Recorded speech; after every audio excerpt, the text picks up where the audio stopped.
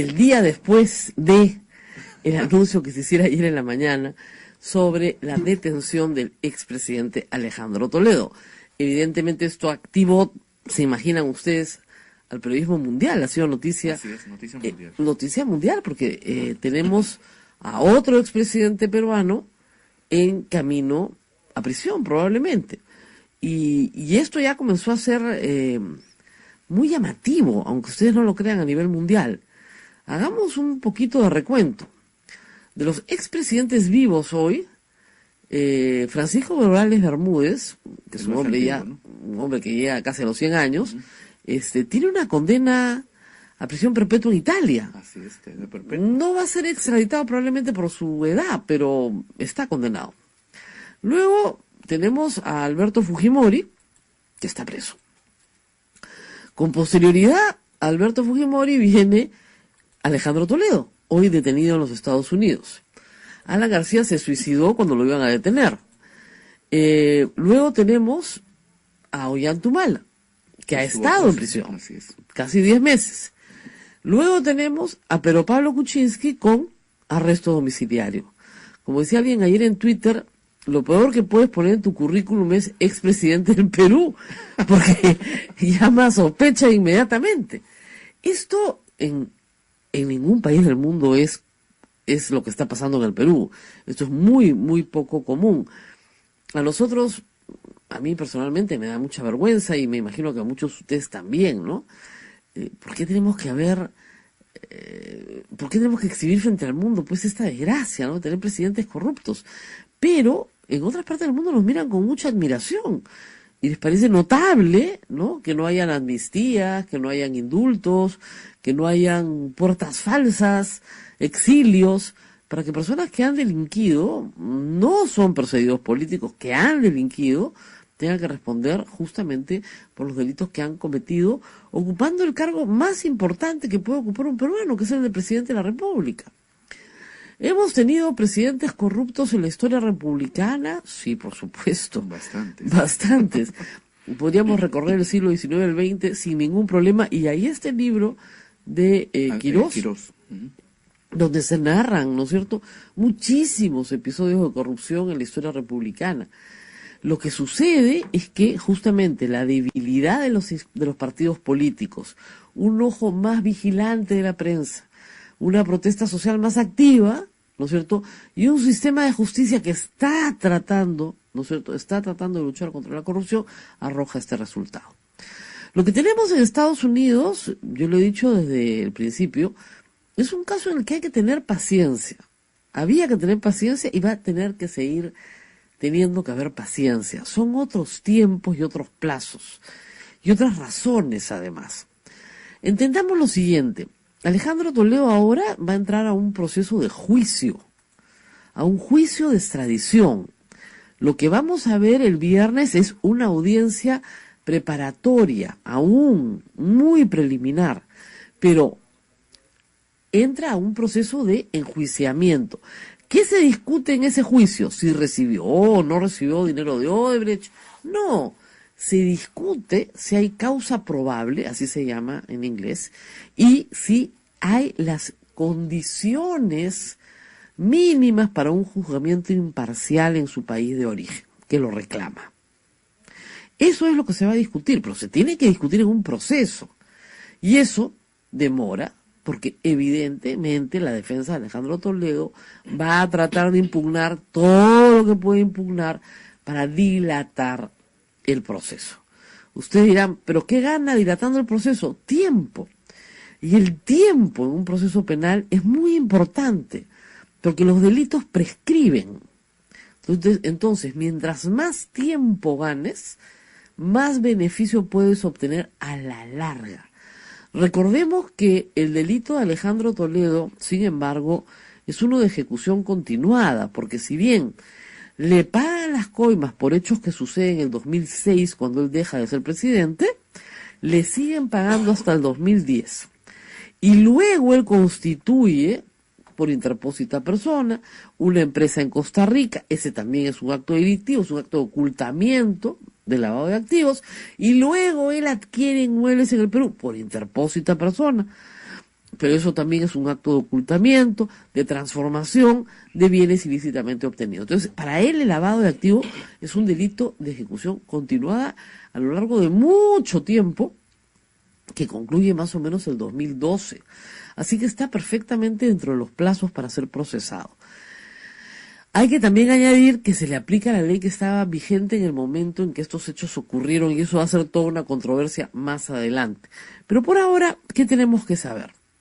A ver, que el proceso de extradición, que es un proceso complejo, involucra a 2 estados, no a 2 poderes judiciales, eso hay que tenerlo bien claro, no a 2 fiscales aquí y allá, a 2 estados. Por eso es que tenemos un tratado de extradición con los Estados Unidos. Felizmente, hay países con los que no tenemos tratado, con Estados Unidos sí tenemos tratado. Y por eso intervienen los poderes ejecutivos, no solamente los poderes judiciales. Es decir, la Fiscalía solicita, por ejemplo, al juez prisión preventiva, o la Fiscalía solicita al juez que se inicie ya la etapa de acusación, acusa.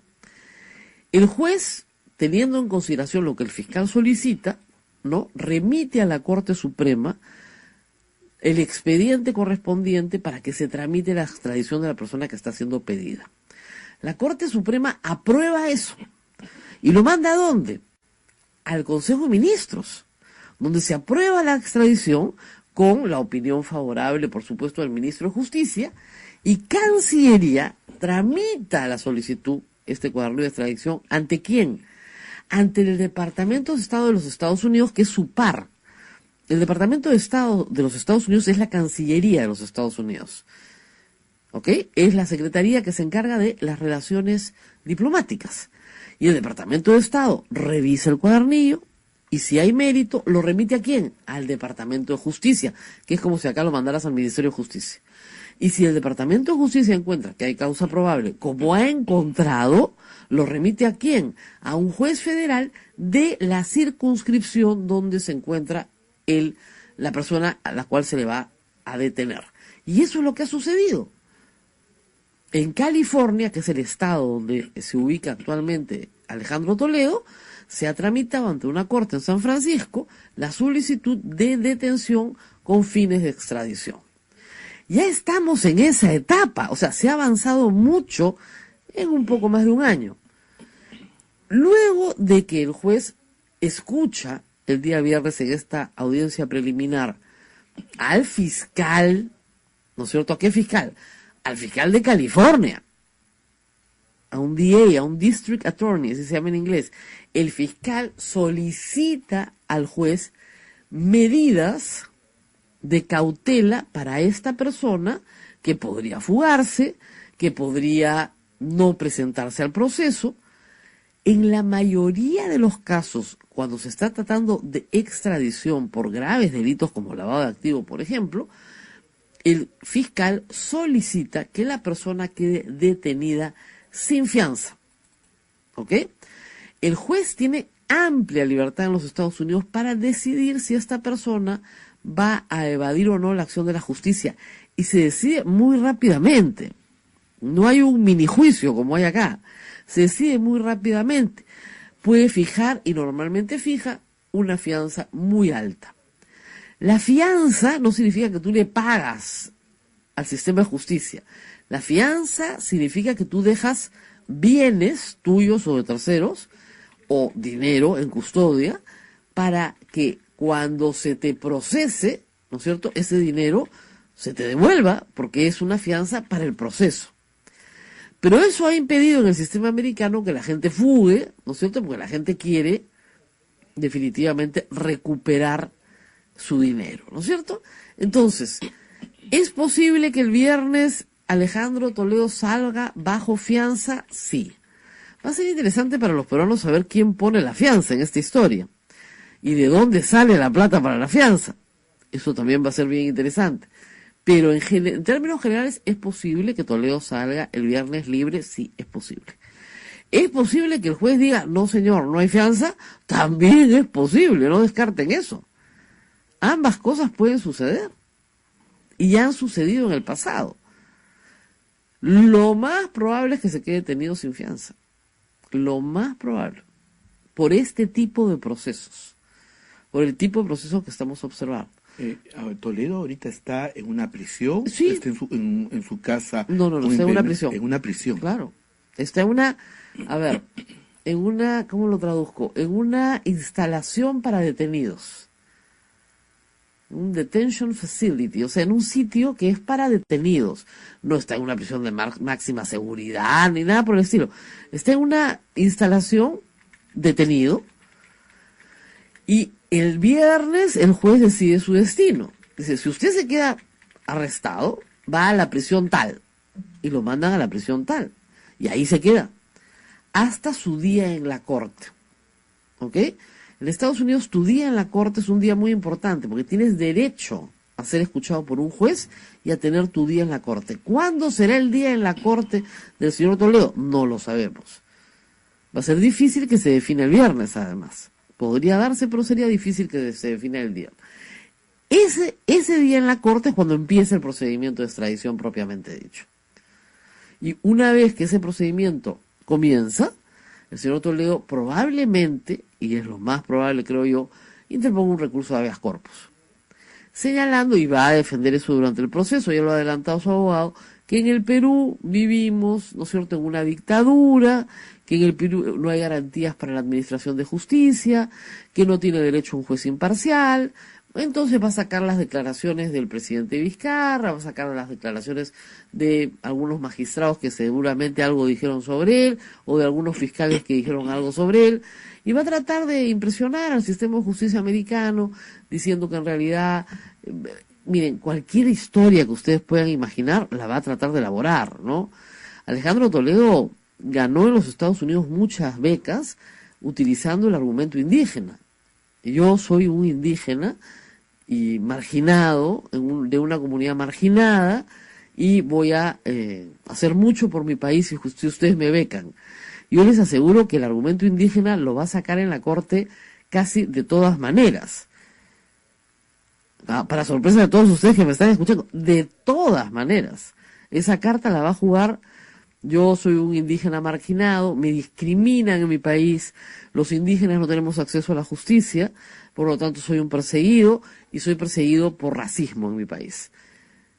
Ya se me deben haber desmayado varios, pero ese tipo de argumentación en una corte norteamericana funciona muy bien. Acá el juez le daría risa, pero en los Estados Unidos se las toma muy en serio. Entonces yo creo que va a ir por ese tipo de argumentación. Va a ir por la argumentación de la victimización, de la marginación, de ser... por más que frente a eso, por supuesto, la Fiscalía en los Estados Unidos va a tener toneladas de documentación que presentar ante el juez. Así que no creo que sea muy exitosa la argumentación, pero probablemente esa es la argumentación que vamos a escuchar. Una persecución por motivos raciales, por motivos de marginación cultural, etcétera, y tratando de impresionar a los jueces en los Estados Unidos sobre esa materia. Ahora, no creo que tenga mucho éxito, ¿eh? O sea, me parece bastante claro, y en otros casos ha sido así, que Estados Unidos lo va a entregar, sin ninguna discusión, pero casi sin ninguna discusión. Solamente cuando termine el proceso, el Departamento de Estado vuelve a intervenir, y si da el visto bueno, inmediatamente se entrega al político peruano Alejandro Toledo. ¿A quién? A las autoridades peruanas. ¿Y cómo se hace? Se le deporta, se le trae normalmente por avión, se entrega no lo van a entregar en la frontera de Tijuana, no se asusten, lo mandan desde Estados Unidos al Perú, llega al Perú y inmediatamente va a tener que sufrir acá prisión preventiva. ¿Por qué? Porque para los estándares peruanos este señor es un prófugo de la justicia. Ha sido citado a Perú y no se ha presentado. Como no se ha presentado a ninguna de sus citaciones en el Perú, claro, no salió del Perú siendo prófugo, pero una vez que se le ha convocado para que venga al Perú, se le ha notificado para que no ha querido venir, entonces, bueno, en esas circunstancias, va a ir a una prisión. ¿A qué prisión? Me van a decir ustedes. Bueno, el Perú, con estos antecedentes, tiene una prisión para expresidentes. Ustedes van a cualquier país del mundo y le preguntan, ¿dónde queda la prisión de los expresidentes? Los van a mirar con cara de, ¿prisión para expresidentes? ¿Ustedes tienen una? Sí, tenemos una. Acá tenemos prisión para expresidentes. Ya, o sea, la de Iroes tiene que tener ya más uso, ¿no? Bueno, es grande, ¿no? Es grande. Pueden hacer más departamentitos. Ahora, yo creo que si a Toledo lo llevan a la de Iroes, tal vez, ahí sí, Fujimori tiene un argumento para un habeas corpus, ¿eh? Por tratos crueles. Pues imagínate ustedes, qué malos son, todos están... Pero imagínate que te encierren pues con Alejandro Toledo. ¿Ah? Es duro, ¿ah? Eso está fuera de toda condena, ¿no? Es una broma, por favor, es una broma. Muy bien, pero las vueltas que da la vida, ¿no? Las vueltas que da la vida. Alejandro Toledo, el hombre que se levantó contra el régimen de Alberto Fujimori, puede, en un año aproximadamente, terminar encerrado en la misma prisión, que hoy es unipersonal, será bipersonal, que Alejandro Toledo. Perdón, que Alberto Fujimori. Por ahora, ¿no? Porque obviamente Alejandro Toledo, como cualquier ciudadano, tiene derecho a un juicio imparcial. O sea, eso está fuera de toda discusión.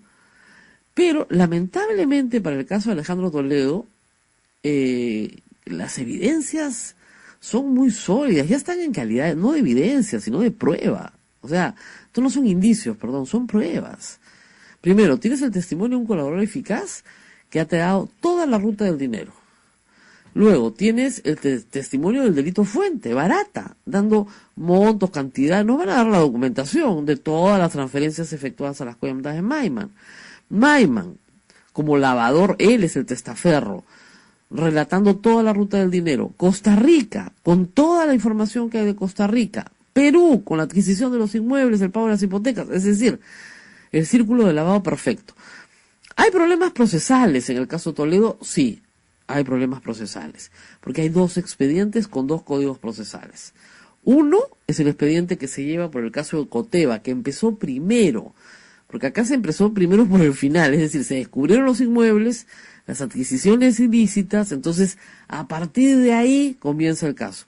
Pero luego viene el caso Odebrecht, donde aparece el corruptor. Cierto es que yo creo que Alejandro Toledo lo dejaron irse, ¿ah? O sea, acuérdense ustedes, en Año Nuevo... ¿En Año Nuevo crees que se fugó? No se fugó, se fue tranquilísimo por el aeropuerto, no tenía orden de captura. A ver, explíquenme eso. El 15 de diciembre del 2016 se revela por Estados Unidos el acuerdo con el Departamento de Justicia, de Odebrecht con el Departamento de Justicia, que reconoce coimas en el Perú durante el gobierno de Alejandro Toledo.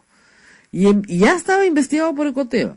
Y en vez de que la Fiscalía pidiera una orden de impedimento de salida, ¿no es cierto? Ya en esa época Alejandro Toledo no tenía el beneficio de antejuicio. Cualquier fiscal pudo haber solicitado que viera el caso un impedimento de salida, no pidieron nada. Y Alejandro Toledo se fue el 2 de enero, 3 de enero, los primeros días de enero, muy contento por el aeropuerto.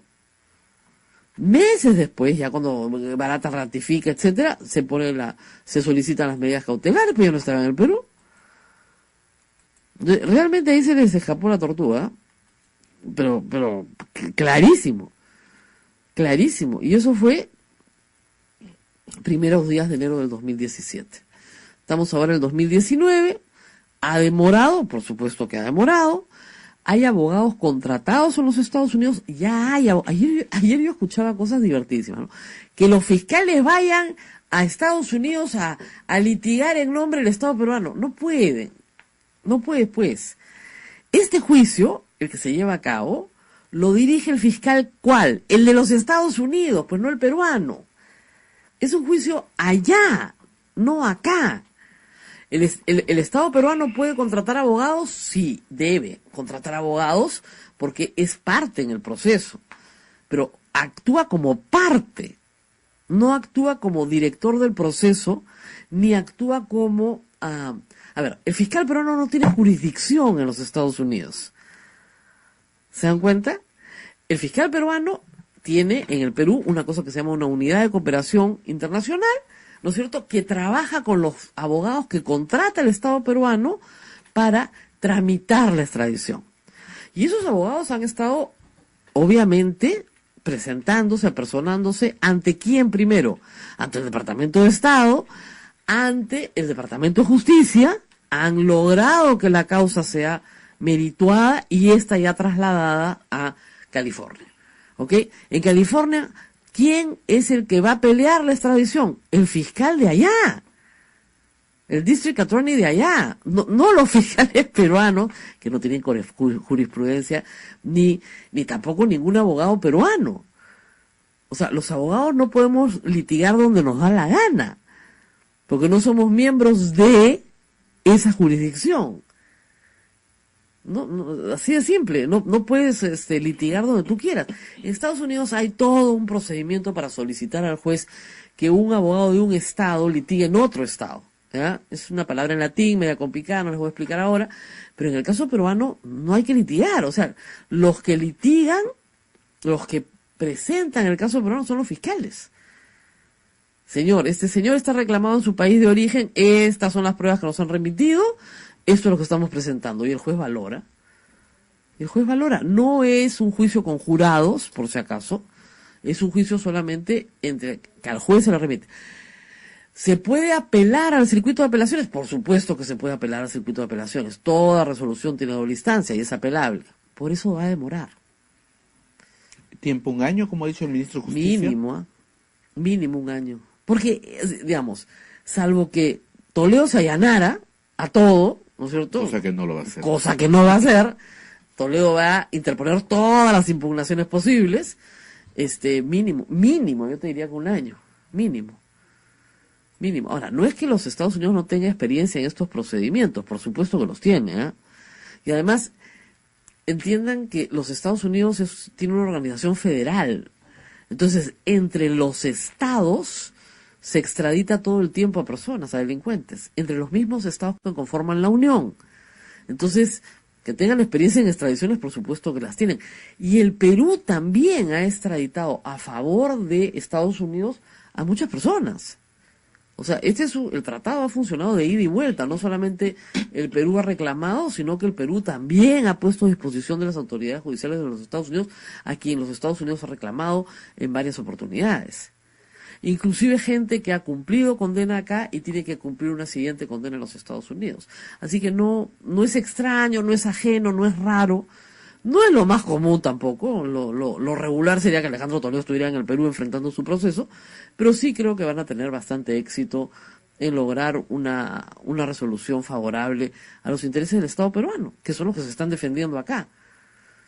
Pero, como les digo, el Estado peruano puede participar con abogado nombrado en el proceso, pero casi como parte, como lo que llamamos acá parte civil, como un tercero con interés. Y sí, obviamente, la Unidad de Cooperación Internacional sí es la que activamente colabora con el fiscal, dándole a este fiscal toda la probanza necesaria para que se pueda presentar en el proceso. Pero la probanza está bastante clara, no es nada complicada.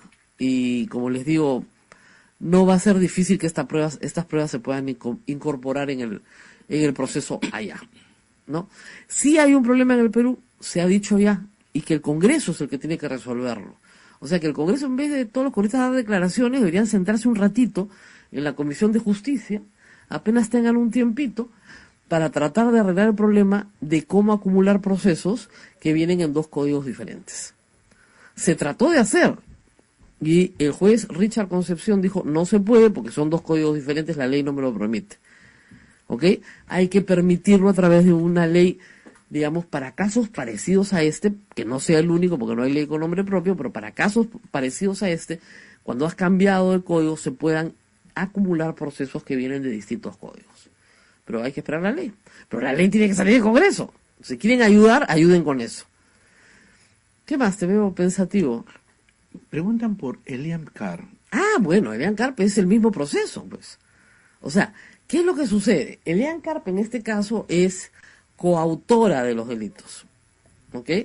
más que cómplice, coautores. Los dos han cometido el mismo delito porque en este esquema de incorporar a la madre de Ann Karp, en este esquema de solicitar dinero, Maiman hace la transferencia, etcétera, aparece la señora Karp en varias oportunidades. Por lo menos en la búsqueda de los inmuebles en Casuarinas, el corredor señala que su presencia es determinante. Y también en la correspondencia que el corredor ha presentado ante la Fiscalía. Entonces, ella tiene varios momentos en los que aparece como coautora. El hecho de involucrar a su madre, ¿no es cierto?, la pone, ¿no es cierto?, en la primera línea. Ella también está siendo investigada por la Fiscalía, pero su proceso está un poco más atrasado que el de Alejandro Toledo. En el caso de ella, todavía no se solicita la extradición. Se tiene que solicitar, exactamente igual. Y ella, por tener otra nacionalidad, puede irse a su país. Sí, claro, puede. Ahí... Mañana se va a Israel y creo que no tenemos tratado de extradición con Israel. Entonces, claro. Ahora, su país no es Israel. Su país, ella tiene nacionalidad peruana y hasta donde yo sé tiene nacionalidad belga. Pero no tiene nacionalidad israelí. No sé si Israel la quiera recibir o no. ¿Y en qué condiciones? ¿Se dan cuenta? Entonces es un poco complicado. Además, si va a Israel se va a encontrar con Maiman, con Avi Danón, con varios, ¿no? Entonces, no sé si sea su plan o no, pero sí hay un proceso contra ella, una investigación contra ella, que todavía no se ha materializado en una solicitud de extradición, ¿no? Y sus movimientos dependerán de, presumo yo, la estrategia que vaya a tener. Vamos a ver qué sucede con... Y actualmente ya se puede subir un avión e irse a Israel, sin ningún problema. O a donde quiera, porque no tiene impedimento de salir a los Estados Unidos, no tiene una orden de Interpol que la busca, ni nada por el estilo.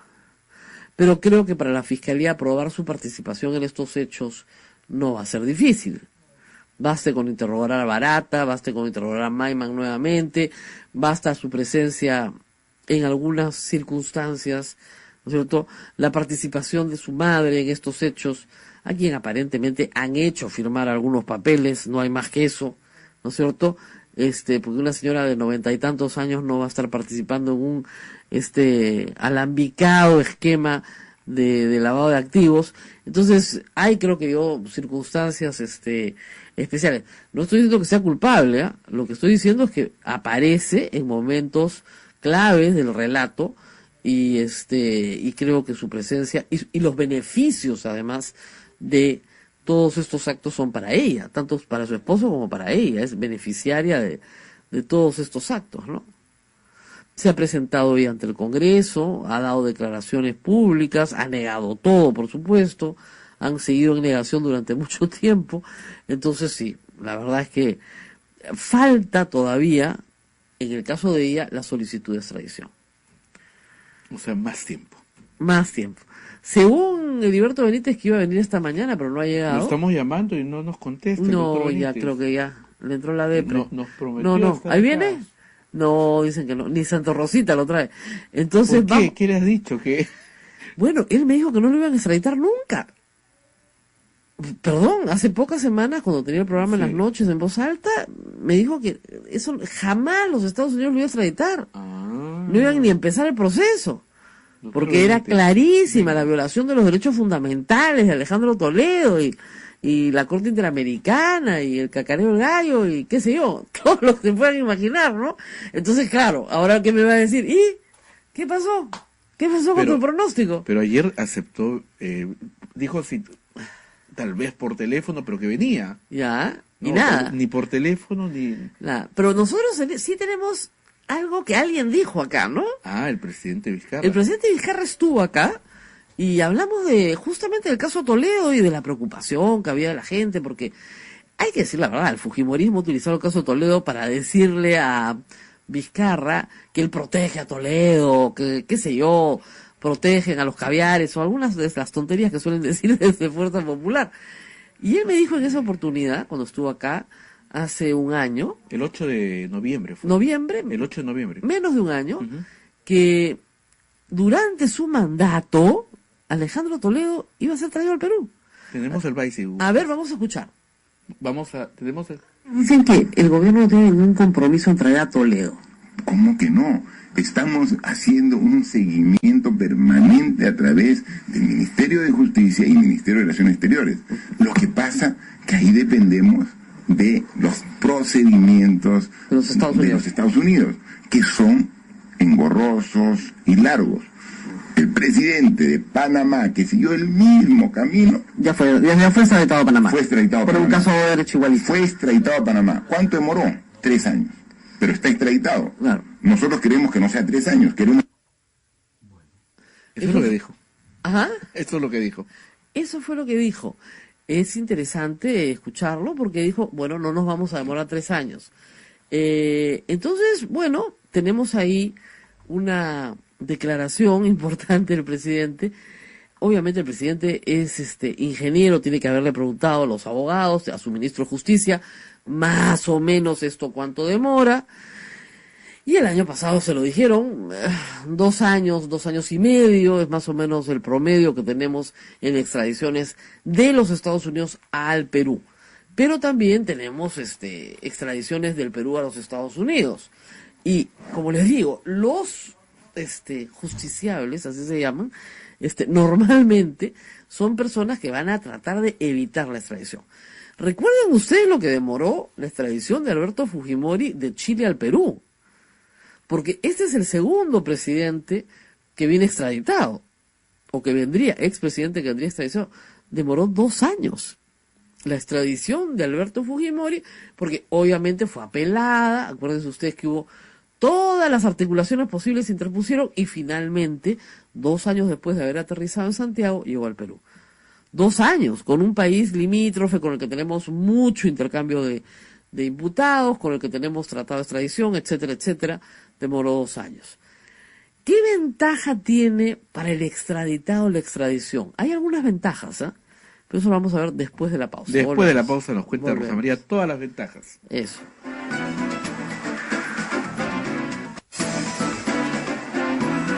Continuamos con A Pensar Más con Rosa María Palacios a través de las emisoras de Sodonco, la Sociedad Dominica de Medios de Comunicación.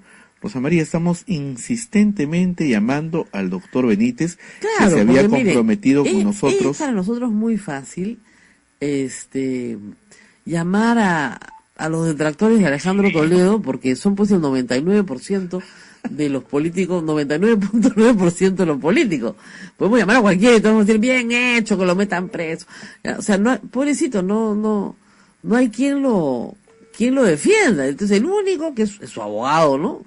Es una profesión noble, pero a veces tiene esta clientela, pero nadie más. Estamos llamando y llamando, sí. Mensajes, y no contesta. Ahora, el señor Benítez acostumbra a dejar plantado, ¿eh? No, que hace muchos años tuve una experiencia con él que recuerdo muy bien, porque no tiene problema. A ver, ¿aló? Te has comunicado con el buzón de voz de 9. Nada, no se preocupen, queridos amigos. Podemos seguir acá adelante sin el congresista Heriberto Benítez, ex congresista. Que conste que lo hemos llamado porque estamos tratando de buscar una persona que defienda a Alejandro Toledo.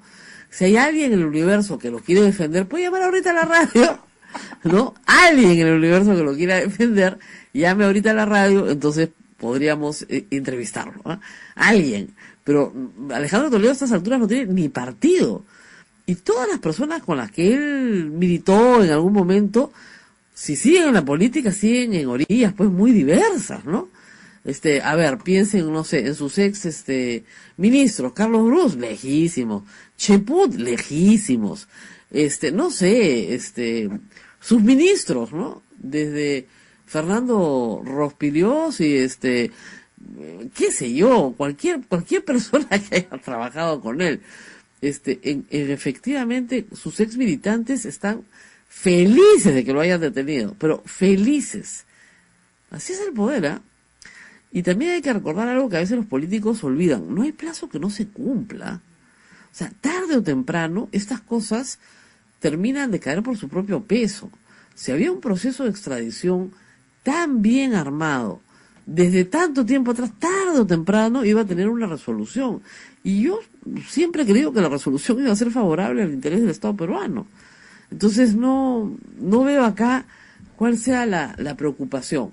Hay que decir que sí, el presidente actual, Martín Vizcarra, ha sufrido muchos ataques durante su gobierno, imputándosele una protección a Alejandro Toledo que nunca existió, ¿no? Y lo de ayer prueba que en efecto no es así. Ahora, va a ser curioso cómo el fujimorismo va a defender, digamos, que Alejandro Toledo venga al Perú a ser juzgado, si en el Perú, según el fujimorismo, hay una persecución política. Ayer vociferaban eso. Claro, ayer gritaban que en el Perú hay persecución política, ¿no? Perfecto. Entonces, si hay persecución política, bueno, entonces, ¿qué hacemos con Alejandro Toledo?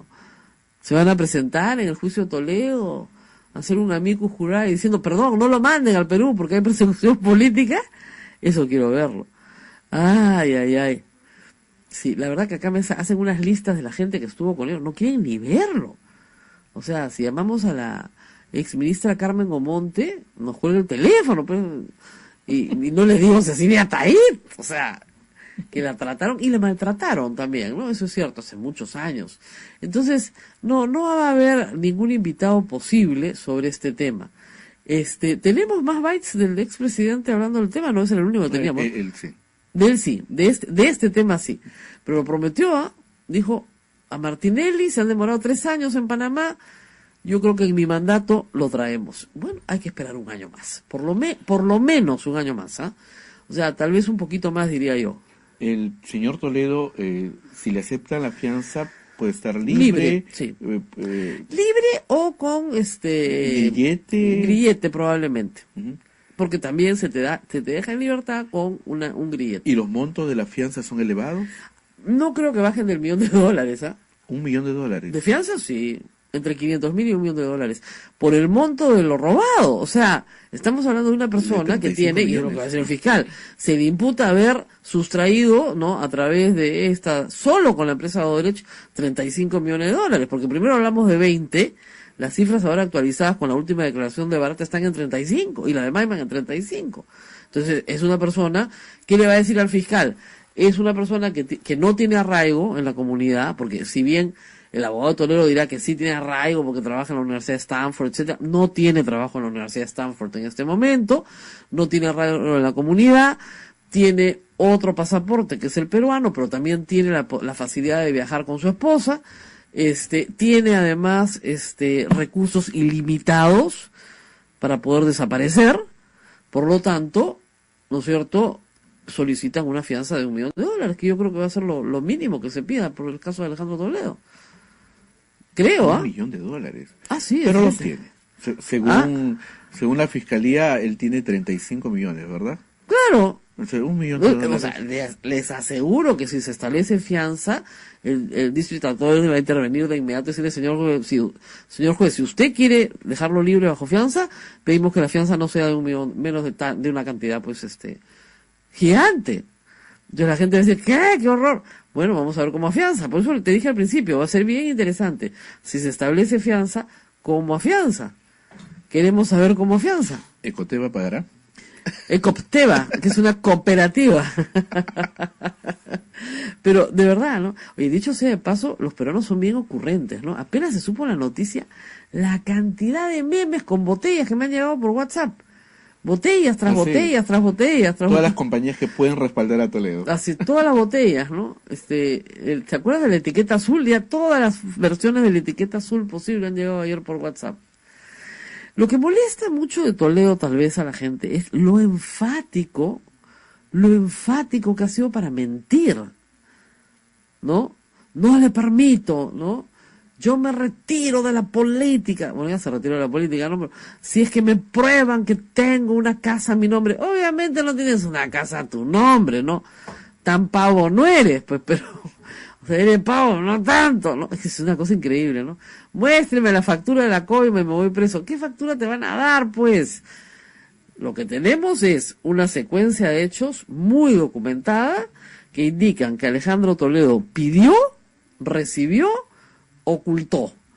El delito fuente se llama cohecho, es decir, le pagaron una coima, un soborno, para autorizar una carretera que si él no autorizaba, no salía, que es la carretera interoceánica sur.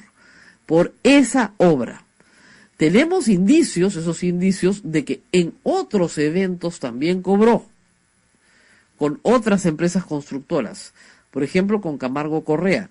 Barata dice que tiene información sobre que hubo también una contribución de Camargo Correa que era consorciada, una de las empresas consorciadas, y que Toledo le pidió a Barata ayuda para cobrarle a Camargo Correa. Entonces, tenemos esa información. Ahora, algunos dirán, pero ¿por qué Odebrecht le pagó esa cantidad de plata a Toledo si Toledo se estaba yendo del poder? Tal vez ustedes no lo recuerden bien, pero hasta el 2010, Alejandro Toledo era un promisorio candidato a la reelección. Había la posibilidad de que en el 2011 él resultara elegido. Y se presentó como candidato. Se presentó como candidato y presentó una alianza con partidos que hoy lo repudian, ciertamente, pero Acción Popular fue aliado de Perú Posible en el año 2011. Y se le veía, de verdad, como una opción ganadora porque estaba muy arriba en las encuestas durante todo el año 2010. Y entre el elenco, lo que había en ese momento, ¿no? Entre digamos, Humala y Keiko, Toledo parecía una solución intermedia. O sea, podría no haberle ido tan mal. Pero esa campaña, donde se pelea con Bruce al final, etcétera, fue pésima para Toledo. Pésima. ¿No se acuerdan que no quería?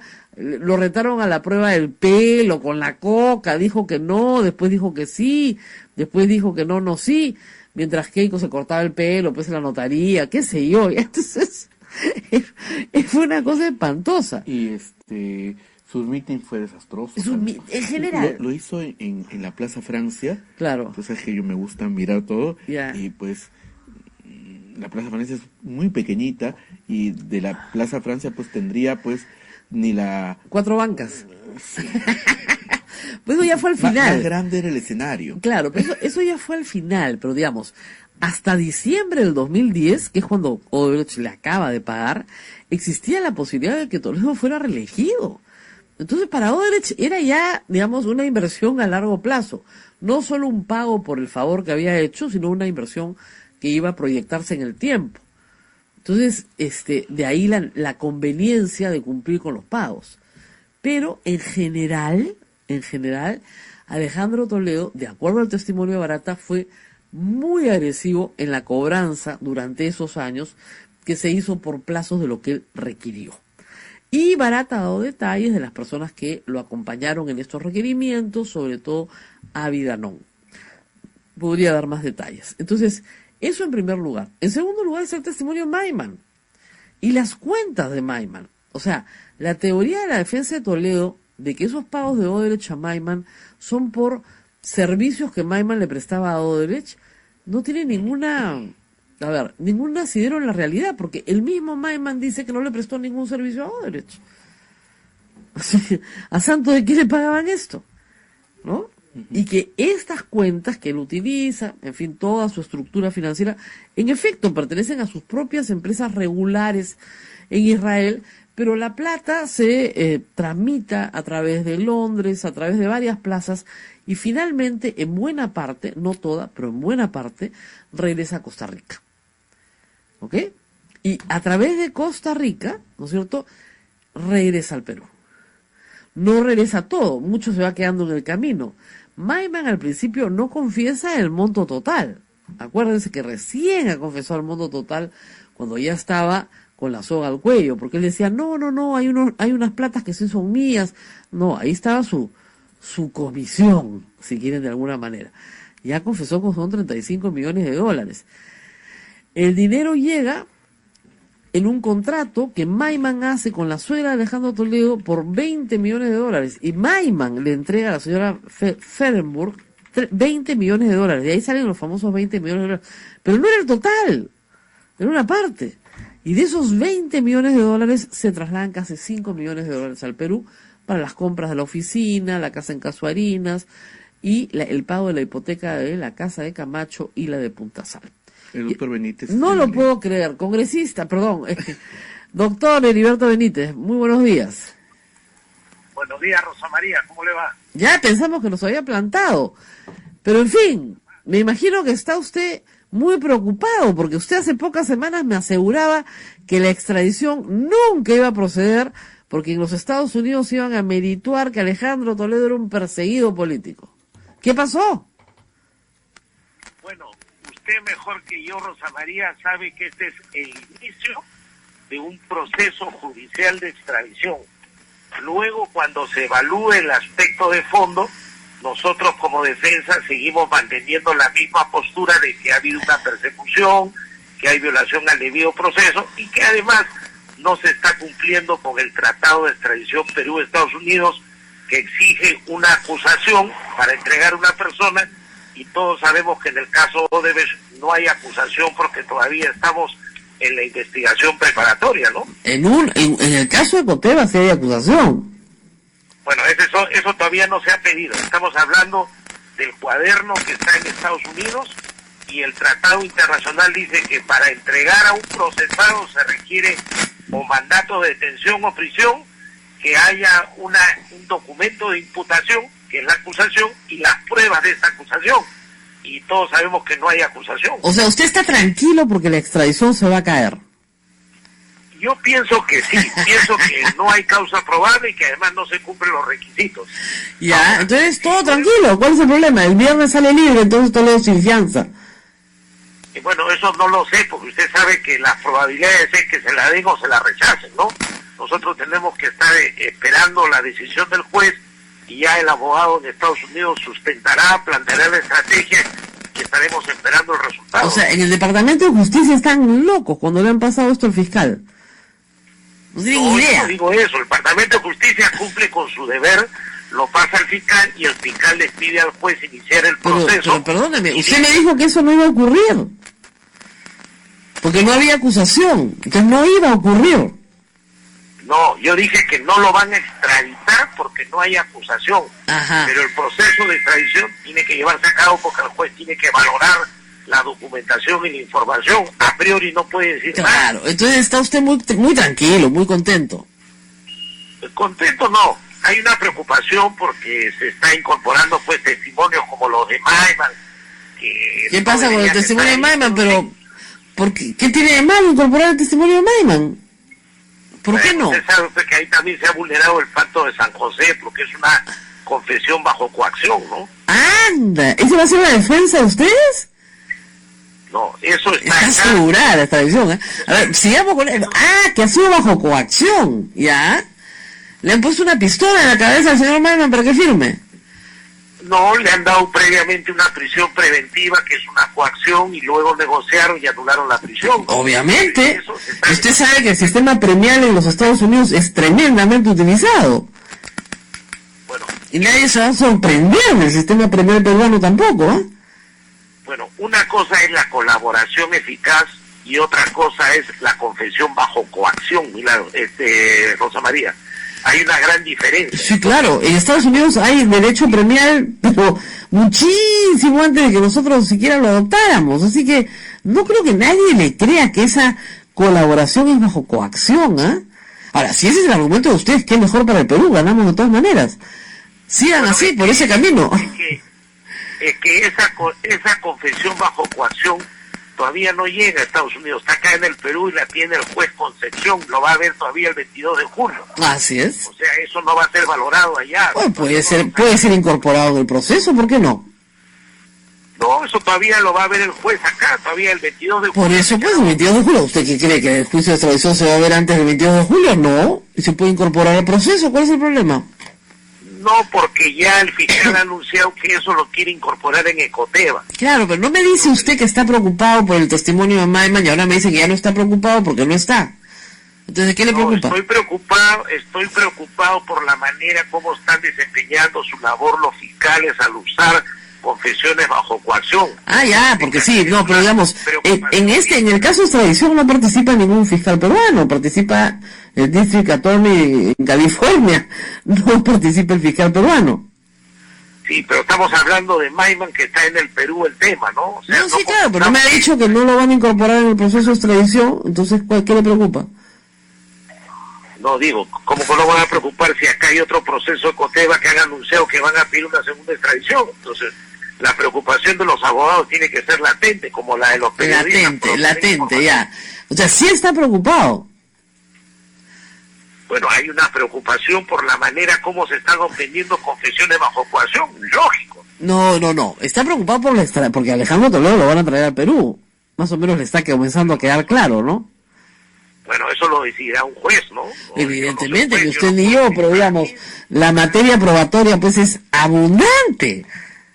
Y yo no diría eso. Yo tengo una posición contraria, ¿no? Obviamente, por eso lo hemos llamado, porque le voy a decir una cosa, doctor, estamos tratando de encontrar a alguien que defienda a Alejandro Toledo, pero no hemos encontrado a nadie más que usted, y usted está contratado. Bueno, pero está bien, pues si el resto no quiere defender ya no es problema mío, ¿no? No, yo sé, pero ¿no le parece extraño estar solo en esta posición? No, a veces hay defensas que uno tiene que son difíciles, incomprendidas. Hay una condena social previa que ha recibido Alejandro Toledo y sin embargo no le dan garantías de ninguna naturaleza para someterlo a proceso, ¿no? Y eso está en el expediente. Claro, pues si usted cree que con ese argumento no lo van a extraditar, mire, va a estar bien difícil, ¿ah? Lo van a extraditar de todas maneras porque persecución política no hay en el Perú. Bueno, pero no se cumple el tratado de extradición, pues no hay acusación. No, es que sí hay acusación. Usted insiste en que tiene que haber una acusación formal. No tiene que haber una acusación. Entonces, ¿cuál es el documento de imputación, Rosa María? Lo que la acusación. No, el cuadernillo que se ha mandado. No, eso es investigación preparatoria. Ya, pues lo solicitan en el Perú para que enfrente el proceso. Es el documento de imputación. Muy bien. Si no hay acusación, no hay extradición. Perfecto. Doctor, entonces usted tranquilazo, pues. Váyase a disfrutar el 28, no va a pasar nada. ¿Ah? Hay que esperar nomás, Rosa María, que las autoridades... Pero si usted me dice que es imposible la extradición, ya pues, ¿de qué nos preocupamos? También me dijo hace 2 semanas que era imposible que lo que está sucediendo hoy sucediera, ¿no? El señor está detenido, ¿ah? Ojo, detenido. Es parte de un proceso judicial que se lleva a cabo. Claro, pues, pero usted me dice que ese proceso es improcedente. Que no hay causa probable, que no hay acusación, que la acusación no se ha remitido en ese cuadernillo, por lo tanto no puede haber extradición. Ya pues, a disfrutar el 28 nomás. Ya pues, disfrutaremos 28, ¿qué nos queda? ¿Qué nos queda? Que no hay acusación, y ya pues, o sea, ahora, quien tomará la decisión final será el juez de los Estados Unidos. Si tú lees el tratado te das cuenta que no hay acusación, y si no hay acusación no debe proceder la extradición. Pues es una decisión lógica que un estudiante de Derecho la puede hacer también, ¿no? Así es. Bueno, muy bien, muchísimas gracias, congresista, insisto yo en hacerlo congresista, doctora Heriberto Benítez, por estar esta mañana con nosotros. Gracias por su atención. Muy bien, entonces, la defensa de Alejandro Toledo está tranquila, muchachos, no pasa nada. Vamos a una pausa y volvemos. Continuamos con A Pensar Más con Rosa María Palacios, último segmento. La gente está preguntando por Keiko Fujimori, no nos podemos olvidar de Keiko Fujimori. ¿Qué pasó ayer? Bueno, el viernes 24, viernes... Este viernes, no. La próxima semana. La próxima semana. ¿Qué pasó? La Corte, la sala de la Corte se reunió para, en primer lugar, ver la solicitud de inhibición del juez Castañeda. Y la misma sala decidió no aceptar la inhibición. Señor, usted nos inhibe, usted sigue adelante. Muy bien. Superado ese incidente, ya tienes que pasar a citar nuevamente para ver la causa. Y esto se ha establecido para la próxima semana. 24 me parece que es. La fecha sí, 24, que no cae miércoles me parece de la próxima semana. Entonces, vamos a ver en una semana el caso de Keiko Fujimori. ¿Qué es lo que se tiene que decidir en esa instancia? Si Keiko Fujimori es inocente o culpable. No, lo que se tiene que decir en esa instancia es si Keiko Fujimori tiene que estar en prisión o no durante la investigación que se le sigue. 2 instancias inferiores han dicho que sí, ¿no es cierto? Claro, audiencia para el 24 de julio a las 8:30 de la mañana. Muy bien. Y declaran infundada la inhibición formulada por el juez supremo Jorge Castañeda. Esto lo tuiteó ayer la abogada de Keiko Fujimori, la doctora Loza, temprano, y quedó claro que la audiencia de casación es el 24 de julio. Ahora, ¿el día 24 de julio sale Keiko Fujimori en libertad? No. El día 24 de julio se escucha a la Fiscalía y se escucha a la defensa, ¿no es cierto? Como ya sabemos, no va a asistir probablemente el señor Víctor Raúl Rodríguez Montesa, que ya mandó por escrito su decisión favorable a la excarcelación de Keiko Fujimori, pero el procurador puede hacer uso de la palabra también, probablemente lo haga. Y también tenemos a la defensa de Keiko Fujimori, que señalará todas las razones por las cuales la defensa alega que Keiko Fujimori no debe estar en prisión. Yo creo que deberían empezar por el tema de lavado, si aplica el tipo o no aplica el tipo de lavado, pero, en fin, cada uno toma sus decisiones. ¿Qué va a pasar si Keiko Fujimori es excarcelada? Los fujimoristas seguirán diciendo que hay persecución política, van a ir a la Corte Interamericana, van a las embajadas. Probablemente no, porque no hay ninguna persecución política. Si es excarcelada los primeros días de agosto, porque, ojo, se escucha a las partes y luego la sala expide una resolución. Basta 3 votos de los 5 para decidir favorable a Keiko Fujimori. Ahora, podrían votar por unanimidad, votos singulares, etcétera, etcétera, etcétera, y haber una discusión ahí.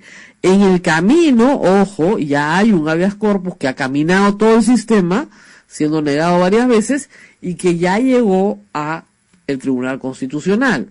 Entonces, o sale por la casación un resultado que puede ser favorable a Keiko Fujimori, o sale primero un resultado por el TC que también puede ser favorable a Keiko Fujimori. Cualquiera de los dos. Ya, si está jugando con 2 daditos, ¿no? Yo creo que es 50-50, ¿no? Pero ya está 50-50 en 2 instancias. Entonces, ¿hay posibilidades de que Keiko Fujimori salga de la cárcel? Sí. ¿Va a ser el día 24? No. ¿Podría ser antes del 28 de julio? Sí, por supuesto, podría ser antes del 28 de julio, si es que la Corte decide rápidamente, ¿no? Al día siguiente emitir su fallo, o al día subsiguiente emitir su fallo, y si es favorable a Keiko Fujimori sale. Keiko Fujimori, ojo, no va a salir en libertad, si es que sale en libertad, porque ya estuvo un tiempo. No, así no funciona. ¿Ah? No, ya estuvo un tiempo igual que Humala, pues ya le toca salir. No es así. La prisión preventiva no es para que estés un tiempo, porque no es una sentencia anticipada. La prisión preventiva es para resguardar el proceso. Es decir, para que las personas que están involucradas en el proceso no alteren la probanza.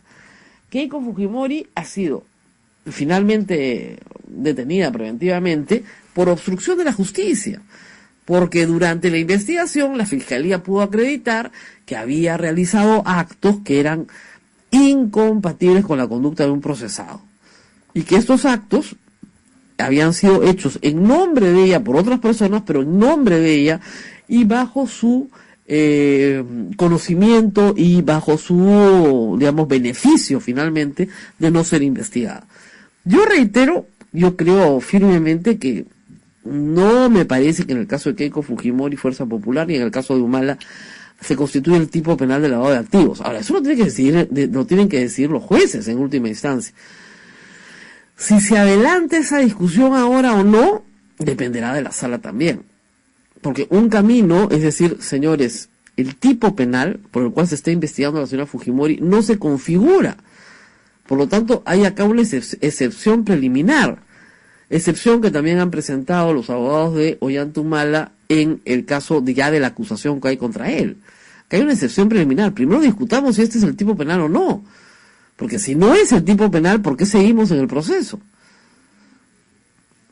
Y esto se hubiera ahorrado, les digo, con toda facilidad, todos estos 2 años de discusión, si esto hubiera sido lo primero que hubieran discutido, porque salía Keiko Fujimori y decía, sí, pues, sí hemos recibido de Odebrecht, ¿cuál es el problema? Era una empresa que trabajaba en el Perú. No lo declaramos porque nuestros contendores también recibieron, pues, y no queríamos darle esa ventaja. Ya está. Y aceptamos la responsabilidad administrativa que haya al respecto, pero no íbamos a dar ninguna información al respecto, por estrategia de nuestra campaña. Pero delito no hemos cometido ninguno. ¿Qué es lo que ha hecho Lourdes Flores? Está en su casa. Está en su casa. ¿Su delito? ¿Cuál delito?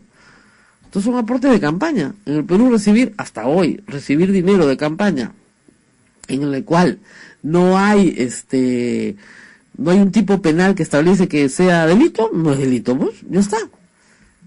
Me ha costado mucho explicar esto, 100 veces lo he explicado. Y además es divertido, porque cuando recién lo explicaba, y era solo para Ollantumala, vendía, ¿no? Todo lo que se puede. Cuando comencé a explicar que esto también se aplicaba a Keiko Fujimori, ya dejé de ser, ya me volví importante jurista. Pero da lo mismo, no importa para quién sea, la norma es igual para todos. Es muy difícil encontrar ahí lavado de activos, no opera así. La fiscalía cree que tiene un caso, pero la fiscalía puede creer muchas cosas, la cosa es que pueda ganar el proceso. Y hasta el momento hay que decir que la fiscalía ha sido vencida en varios procesos. Eso de que la fiscalía controla todo el poder judicial es falso, La fiscalía ha sido vencida en varios, no en uno, en varios, no las gana todas, en varios. Le revocan las prisiones preventivas. Jaime Yoshiyama ha ganado ahorita una acción para volver al penal en el que estaba. Los Humala han ganado un habeas corpus en el Tribunal Constitucional. Acaban de ganar una acción de amparo por el caso de sus hijos. O sea, no es verdad que la fiscalía lo gana todo, y no tiene por qué ganarlo todo tampoco si es que no tiene la razón. Entonces hay, en este caso, en realidad, todavía mucho por discutir, ¿no? En fin. ¿Quiénes más se benefician si Keiko sale? Pierre Figari y todas las personas que fueron inculpadas con ella. ¿Perdón? ¿Se benefician si... ¿Quién más? ¿Pierre Figari? ¿Me preguntan eso? No. Acuérdense ustedes, hasta donde sé... perdón. Esta solicitud, en efecto, es para Ana Vega, Pierre Figari, Keiko Fujimori. No, Ana Vega está en libertad. Pero efectivamente, no es para ella sola. Hay algunos cuantos coimputados más. Hay algunos más. No muchos, pero hay, ¿no? Uh-huh. ¿Qué más? Bien, bueno, sobre Toledo, la gente ve muy larga la resolución que puede salir para traerlo al Perú, ¿no? Pero simplemente hay que esperar tiempos. Y sobre Keiko Fujimori, ¿retomará la política, crees, inmediatamente a su salida? Bueno, obviamente lo que están planeando, por lo que hemos visto, es una defensa política, más que una defensa jurídica.